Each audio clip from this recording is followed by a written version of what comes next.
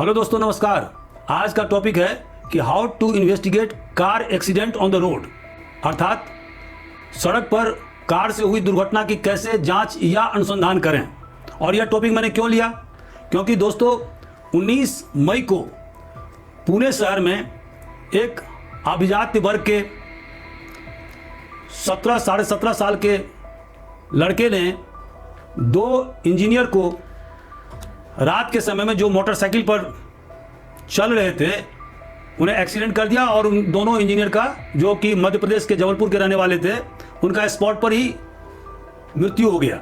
इसका बहुत ज़्यादा बवाल मचा, क्योंकि जुवेनाइल जस्टिस बोर्ड ने उस गलती कुनिंदा लड़के को, जो 17.5 साल का है, जो टीनेजर है, उसे छोड़ दिया और उसे 300 शब्दों में ऐसे लिखने के लिए कहा गया।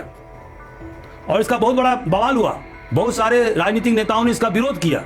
बाद में जुवेनाइल जस्टिस बोर्ड ने अपने ऑर्डर को रिवाइज किया और पुलिस को 5 जून तक रिमांड पर उसे भेज दिया, जहां पर पुलिस उसके साथ पूछताछ कर रही है कि घटना कैसे हुई, घटना के पहले उसका लोकेशन कहां था, हॉस्पिटल में क्या क्या, कैसे ब्लड स्वैपिंग माने खून की अदला बदली की घटना हुई है, सारे बातों की जानकारी पुलिस से उससे पूछताछ कर रही है। इस घटना में सबसे बड़ा जो दुखदायी पक्ष है वो है डॉक्टरों की भूमिका। और दोस्तों, जो गवर्नमेंट रन जो ससून हॉस्पिटल है पुणे में, उसके जो चीफ मेडिकल ऑफिसर हैं फॉरेंसिक डिपार्टमेंट के, उनको दूसरे जो कैजुअलिटी मेडिकल ऑफिसर में सीएमओ और एक स्टाफ जो मर्चुरी की देखभाल करता है, उन तीनों को सस्पेंड कर दिया गया है। और यह आरोप लगाया गया है कि इन तीनों ने आरोपी के खून का अदला बदली किया, आरोपी के मां से खून लिया गया और उस खून को आरोपी के खून से अदला बदली किया गया, ताकि यह पता नहीं चल सके कि आरोपी जो लड़का है उसके ब्लड में अल्कोहल था या नहीं था। तो उसे बचाने के लिए ऐसा कार्य किया गया, यह आरोप है। और यह इसका रहस्योद्घाटन वहां हॉस्पिटल के नर्सों से पूछताछ के बाद में हो पाई। दोस्तों, इस संबंध में आरोपी लड़के के मां को, उसके पिता को खून के अदला बदली माने स्वैपिंग ऑफ ब्लड के आरोप में गिरफ्तार किया गया है। आरोपी के पितामह माने ग्रैंडफादर को भी अरेस्ट किया गया, क्योंकि उन पर यह आरोप है कि उन्होंने ड्राइवर पर दबाव डाला कि वो अपने ऊपर पूरा घटना की जिम्मेवारी ले ले, और उसे अपहरण करके कमरे में बंद कर दिया गया था। तो इस तरह से आरोपी पक्ष के 3 लोगों माने माता पिता और पितामह और 3 डॉक्टरों को अभी तक पुलिस ने गिरफ्तार कर लिया है। अभी आरोपी के मां का डीएनए टेस्ट के लिए उनका ब्लड सैंपल लिया जा रहा है, और जो ब्लड स्वैपिंग जो किया गया था वहां हॉस्पिटल में, उससे उसका मिलान बाद में किया जाएगा।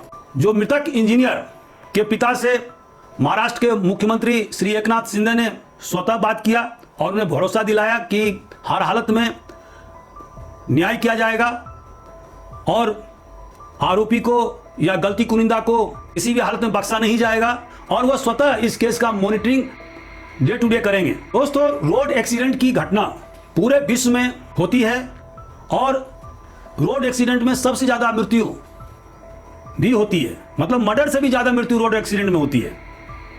हमारे देश में यह सबसे बड़ा दुखदायी स्थिति है कि पूरे विश्व का मात्र 1% व्हीकल हमारे पास है, लेकिन पूरे विश्व का 11% एक्सीडेंट हमारे देश में होता है। 2019 के आंकड़े के हिसाब से लगभग 4,49,000 एक्सीडेंट हुए, जिसमें से 1,51,000 से ज्यादा लोगों की मृत्यु हुई और 4,51,000 से ज्यादा लोग इंजर्ड माने घायल हुए।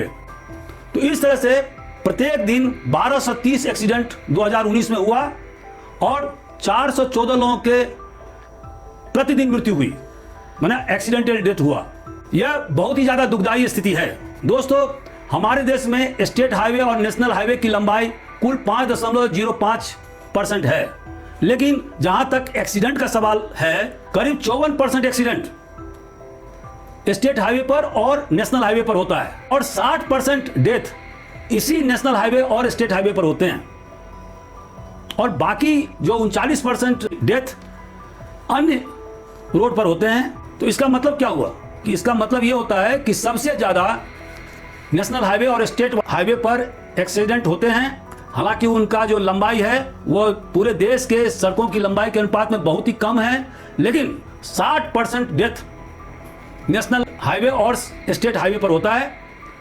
और इसका सबसे बड़ा कारण है ओवर स्पीडिंग, गति सीमा से ज़्यादा गाड़ी को चलाना। और खास करके नए लड़कों में यह हो रहता है कि 120 किलोमीटर प्रति घंटा, 150 किलोमीटर प्रति घंटा की रफ्तार से गाड़ी चलाते हैं। मैंने अपने पुलिस जीवन में बहुत सारे नए लड़कों, खास करके 20 से लेकर 30 साल के लड़कों के बीच में एक्सीडेंट से अपने आंख के सामने मरते हुए देखा है। दोस्तों, रोड एक्सीडेंट के अन्वेषण करने की क्या जरूरत है?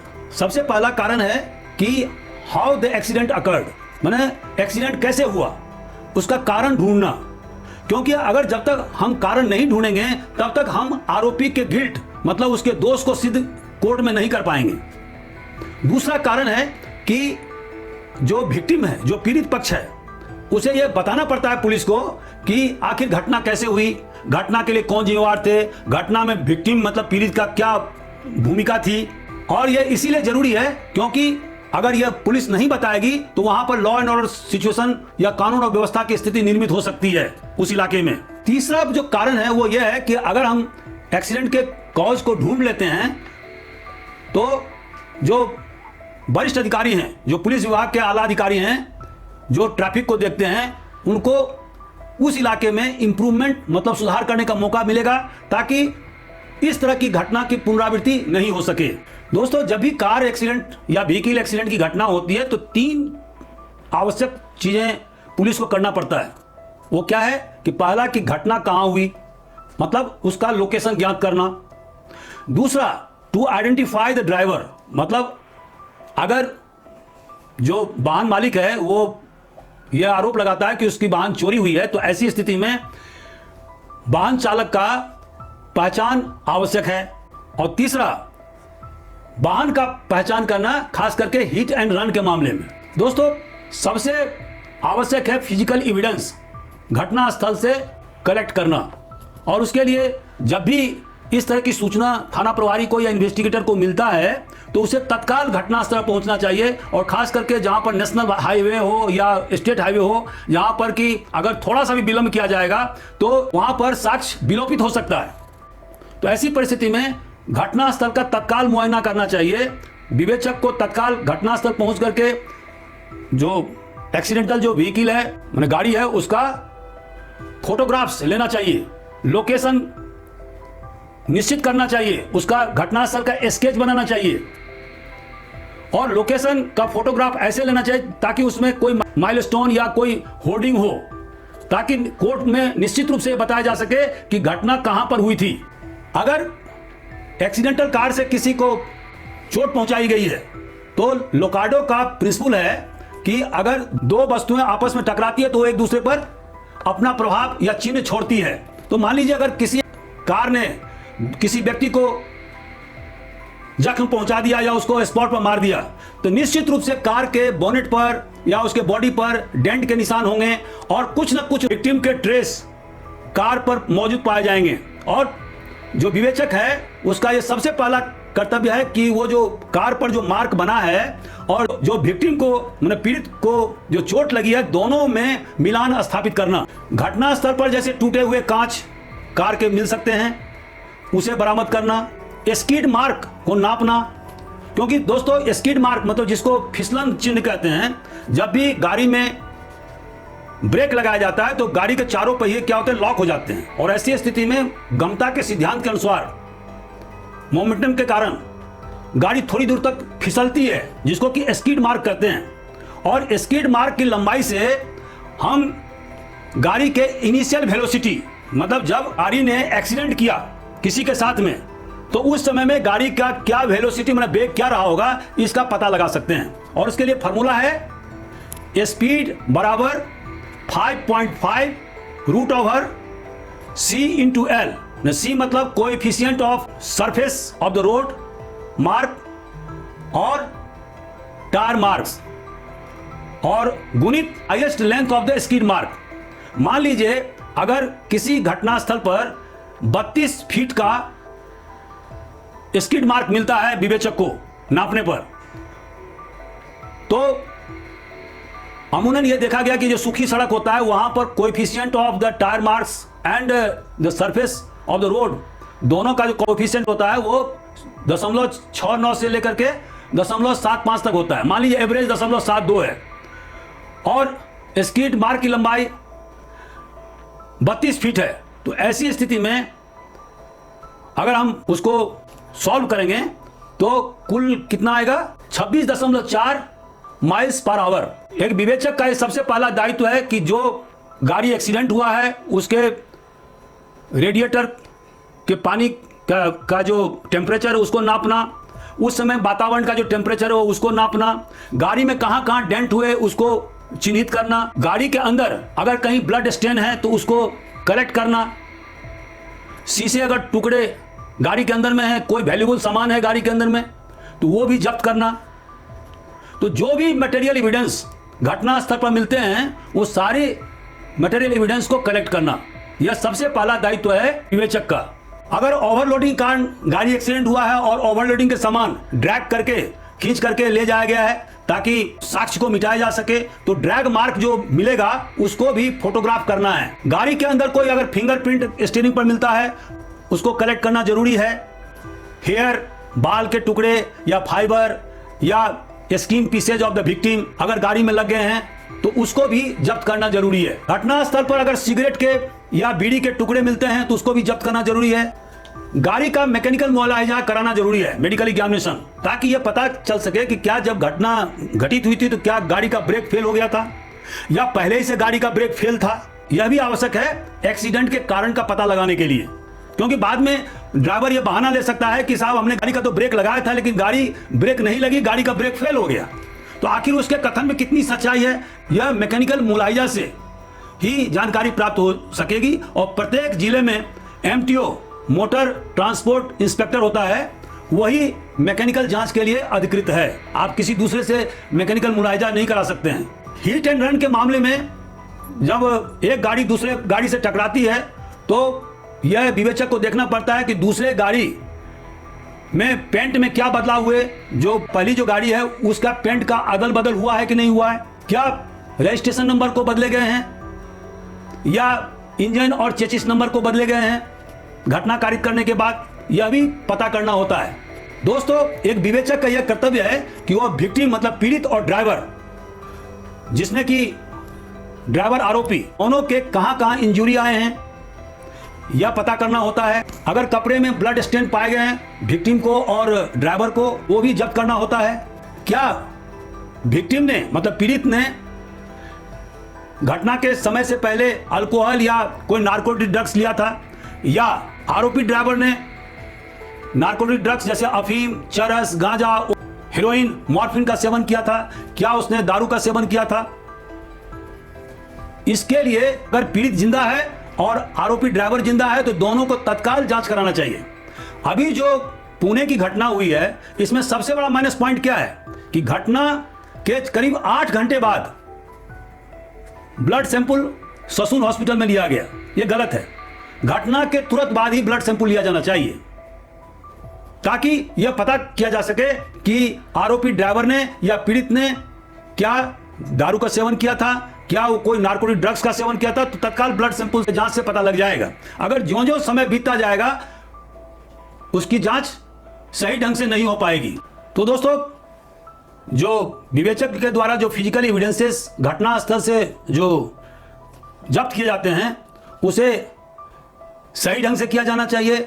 घटना स्थल का विभिन्न एंगल से फोटोग्राफ्स लिया जाना चाहिए। स्किड मार्क्स का फोटोग्राफ लिया जाना चाहिए। जो एक्सीडेंट कुनिंदा व्हीकल है उसका फोटो विभिन्न एंगल से लिया जाना चाहिए ताकि उसका रजिस्ट्रेशन नंबर, उसका चेसिस नंबर भी उस फोटो में आ सके।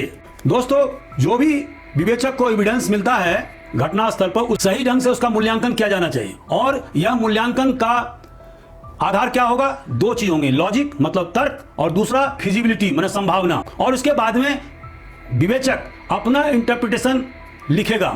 घटना क्यों हुई, कौन कौन इस घटना में संलिप्त थे, घटना का क्या कारण था, क्या पुरानी अदावत थी, इन सारी बातों का उल्लेख वह निष्कर्ष में केस डायरी में उल्लेख करेगा। अगर घटना स्थल को किसी आई विटनेस ने चक्षुदर्शी गवाह ने देखा है तो उसके बयान का घटनास्थल पर मिले तथ्यों से दोनों का कोरोबोरेशन में मिलान किया जाएगा। अगर विवेचक आई विटनेस मतलब चक्षुदर्शी गवाहों के कथन से सहमत नहीं है क्योंकि उसका कोरोबोरेशन फिजिकल एविडेंसेस से नहीं हो पा रहा है तो उसका भी युक्त कारण का उल्लेख केस डायरी में किया जाएगा। विवेचक यह पता लगाएगा कि जब घटना कारित हुआ उस समय में गाड़ी की स्पीड क्या थी, ड्राइवर का जनरल हेल्थ क्या था, उस समय में विजिबिलिटी कैसी थी, क्योंकि कभी कभी जाड़े के समय में खास करके ग्वालियर आदि इलाकों में बहुत ज़्यादा कुहासा रहता है, उस समय में विजिबिलिटी बहुत ज़्यादा कम हो जाती है। तो विवेचक को यह भी सुनिश्चित करना चाहिए कि जब घटना घटित हुआ उस समय में विजिबिलिटी कितना था, ड्राइवर का जनरल कंडीशन ऑफ हेल्थ क्या था, उसके आंख की रोशनी सही में दिख रही थी या नहीं दिख रही थी, क्या उसके आंख के पावर क्या है, क्या वह समय समय पर अपने आंख की जांच करवाया है या नहीं करवाया है। विवेचक को गाड़ी का पूरा एग्जामिनेशन परीक्षण करवाना चाहिए कि क्या गाड़ी का जो स्थिति है वो कैसी थी, क्या वो बहुत पुरानी गाड़ी थी, क्या वो ब्रेक फेल होने से गाड़ी एक्सीडेंट किया या अनबैलेंस होने के कारण से गाड़ी एक्सीडेंट हुआ क्योंकि गाड़ी बहुत पुरानी थी, जर्जर स्थिति में थी। इन सब बातों का भी खुलासा केस डायरी में किया जाना चाहिए। तो निचोड़ क्या है, तो निचोड़ यह है कि कार एक्सीडेंट या किसी गाड़ी से एक्सीडेंट होने पर फिजिकल एविडेंस जो भौतिक साक्ष्य हैं जो घटनास्थल मिलते हैं वो सबसे ज्यादा महत्वपूर्ण होता है। इवन जो चक्षुदर्शी गवाह के जो बयान हैं उससे भी ज्यादा महत्वपूर्ण होता है, क्योंकि एक बार चक्षुदर्शी गवाह झूठ भी बोल सकते हैं लेकिन मुर्दा कभी झूठ नहीं बोलता। जो घटनास्थल पर चोट पीड़ित पक्ष को आई है या जो गाड़ी को चोट आई है वो कभी भी झूठ नहीं होता, वो एक फिजिकल साक्ष्य है, बशर्ते कि उस फिजिकल साक्ष्य को सही ढंग से संकलन किया जाए, उसे तरतीबवार से कोर्ट में पेश किया जाए और साइंटिफिक तरीके से इन्वेस्टिगेशन अगर किया जाता है तो आरोपी को निश्चित रूप से कोर्ट से सजा दिलवाई जा सकती है। मुझे एक घटना की याद आती है, जब मैं एसपी अलीराजपुर था तो ऐसे ही एक घटना एक ट्रक ड्राइवर के द्वारा की गई थी जिसमें कि 2 लोग मारे गए थे। और जब मैंने वहां पर घटनास्थल का निरीक्षण किया तो मुझे पता लगा कि वहां पर ट्रक ड्राइवर ने ब्रेक नहीं लगाया था, जिसके कारण से घटनास्थल पर स्कीड मार्क नहीं बना था जो कि पक्का रोड था। और इसमें मैंने ड्राइवर को पूरी तरह से गलती कुनिंदा माना, एक्यूज्ड माना और उसे धारा 304A जिसमें कि मात्र 2 साल के सजा का प्रावधान है जो नेग्लिजेंट के कारण होता है, वो धारा न लगा करके मैंने धारा 304 homicide not amounting to murder कि यह जानते हुए कि अगर आप ब्रेक नहीं लगाएंगे तो बगल से जो आदमी जा रहा है उसे चोट पहुंचाई जा सकती है और मृत्यु कारित की जा सकती है, आपने ब्रेक नहीं लगाया, वहां स्किड मार्क नहीं बना, इसलिए धारा 304 ताजरात हिंद मैंने उसमें लगाया जिसमें कि 10 साल सजा का प्रावधान है। तो अभी जो पुणे में जो घटना हुई है उसमें भी यह विवेचक को सुनिश्चित करना होगा कि क्या यह घटना केवल नेग्लिजेंस के कारण हुई है या क्या यह घटना homicide not amounting to murder की कोटि में है। और उसे कैसे साबित किया जाएगा, साबित ऐसे किया जाएगा कि यह देखा जाएगा कि उस पोर्शे कार जिसने एक्सीडेंट किया उसका स्पीड क्या था, स्किड मार्क को नापना पड़ेगा और उसे इनिशियल वेलोसिटी ज्ञात करना होगा, तभी विवेचक धारा 304 ताजरात हिंद लगा पाएगा। तो दोस्तों मैं आज अपना उद्बोधन यही समाप्त करता हूं। मुझे उम्मीद है कि इस वीडियो से आपको बहुत अच्छा नॉलेज प्राप्त होगा। एक्सीडेंट के मामले में कैसे इन्वेस्टिगेशन किया जाता है इसके बारे में थोड़ी सी जानकारी आपको मिलेगी। मैंने इसका डिटेल व्याख्या अंग्रेजी में डिस्क्रिप्टिव नोट्स में लिखा है, आप उसे जरूर पढ़िए और लाभान्वित होइए। अपने कमेंट से मुझे जरूर अवगत कराइए। Thank you very much.